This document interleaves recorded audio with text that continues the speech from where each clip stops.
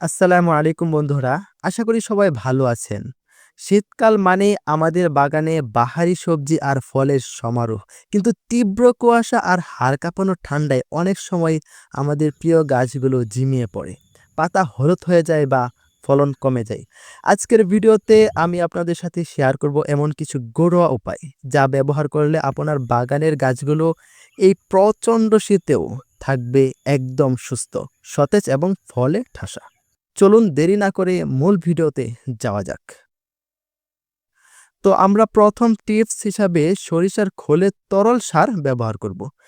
শীতকালে গাছের জন্য সবথেকে সেরা খাবার হলো সরিষার খোলের তরল সার। এতে থাকা নাইট্রোজেন এবং পটাশিয়াম গাছকে ভেতর থেকে গরম রাখে। কিভাবে বানাবেন? ১০০ গ্রাম সরিষার খোল ১ লিটার পানিতে অন্তত ৪ দিন ভিজিয়ে রাখুন। ৪ দিন পর দেখবেন পানিটা ঘন হয়ে গেছে। এবার এই ১ লিটার মিশ্রণের সাথে আরও ১০ লিটার সাধারণ পানি মিশিয়ে একদম পাতলা করে গাছের গোড়ায় দিন। এটি ১৫ দিনে একবার ব্যবহার করবেন। দেখবেন ম্যাজিকের মতো কাজ করছে। তারপর আমরা দেখাচ্ছি দ্বিতীয় কাজ। দ্বিতীয় কাজ মাটির সুরক্ষা। এটি খুব গুরুত্বপূর্ণ একটি কাজ। শীতের রাতে মাটির তাপমাত্রা অনেক কমে যায়, যা শিকড়ে ক্ষতি করে। এর থেকে বাঁচতে আমরা একটু ভিন্ন রকম মালচিং করব।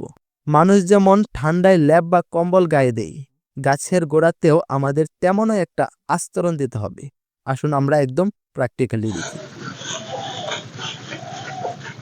আমার সম্মানিত প্রিয় উদ্যোক্তা, আপনারা দেখতে পাচ্ছেন আমি খড় দিয়ে গাছের চতুর সাইডে ১ ফিট পরিমাণ ডেকে দিচ্ছি।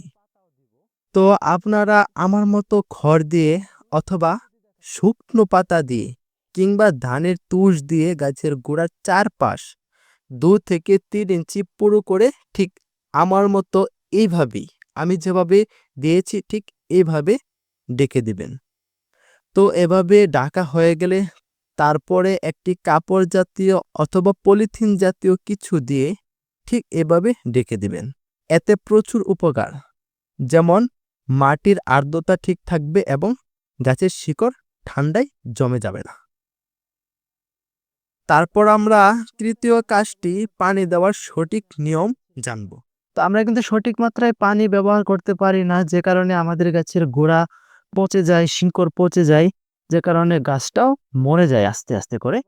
শীতকালে গাছ মারা যাওয়ার অন্যতম কারণ হলো ভুল সময়ে পানি দেওয়া। ভুলেও বিকেল বা সন্ধ্যার পর গাছে পানি দেবেন না। এতে সারা রাত গাছের গোড়া ভেজা থাকে এবং ছত্রাক বা ফাঙ্গাস আক্রমণ করে।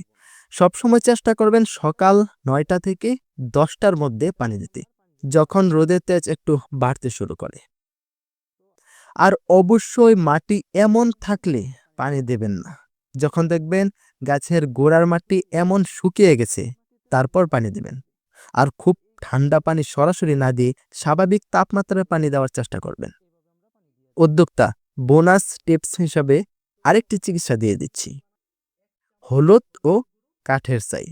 যাদের গাছে ফাঙ্গাস লাগছে বা পোকা ধরছে, তারা ১ চামচ হলুদ গুঁড়ো ১ লিটার পানিতে মিশিয়ে স্প্রে করতে পারেন।